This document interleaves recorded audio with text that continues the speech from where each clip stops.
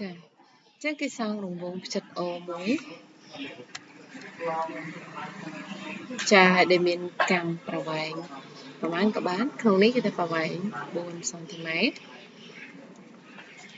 ចាអញ្ចឹងចម្ងាយពី O ទៅចា O ទៅP ចុះនឹងពី O ទៅគុយស្មើគ្នាស្មើ4 សង់ទីម៉ែត្រណាអញ្ចឹងពី P ទៅគុយនឹង8 សង់ទីម៉ែត្របន្តមកទៀតគេសង់អង្កត់ធ្នូចា2ដែលមានប្រវែងស្មើគ្នាគឺ AB និង CD ចាអង្កត់ធ្នូ2នេះស្មើគ្នាណាចាបន្តមកទៀតគេរកចំណុចកណ្ដាលនៃអង្កត់ធ្នូទាំងពីរដែល M ជាចំណុចកណ្ដាលនៃអង្កត់ធ្នូចា AB អញ្ចឹងពុះ AB ជា AM ស្មើនឹងជាមួយ MB ចំណែកឯ N ក៏ជាចំណុចកណ្ដាលនៃអង្កត់ធ្នូ CD ចាពុះចាអង្កត់ធ្នូ CD ជាពីរប៉ុនគ្នាតមកទៀតគេគូសបន្ទាត់ចេញពីចំណុចចា O ទៅកាន់ M និងពី O ទៅកាន់ N ចាគូសបាន OM ហើយនិង MN ណា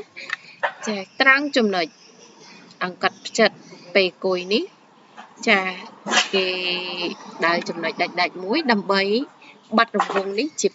2ចាពេលដែលបាត់រង្វង់ជា2យើងអាចសាកល្បងធ្វើនៅផ្ទះ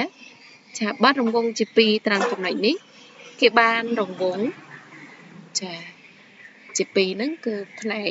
នៃកន្លះរង្វង់នីមួយៗនោះស្មើគ្នាទន្ទឹមនឹងនេះដែរគេឃើញចំណុច M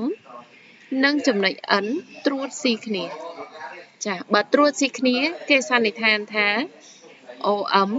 និង ON មានរង្វាស់ស្មើគ្នាចាចឹងគេទាញបានលក្ខណៈ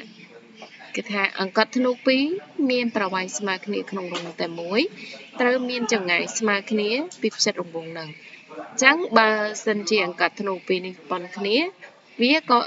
មានចម្ងាយប៉ុនគ្នាពីផ្ចិតរង្វង់ដូចគ្នាដែរចាអានេះជាចំណុចលក្ខណៈនៃអង្កត់ធ្នូស្មើគ្នានៅក្នុងរង្វង់តែមួយណា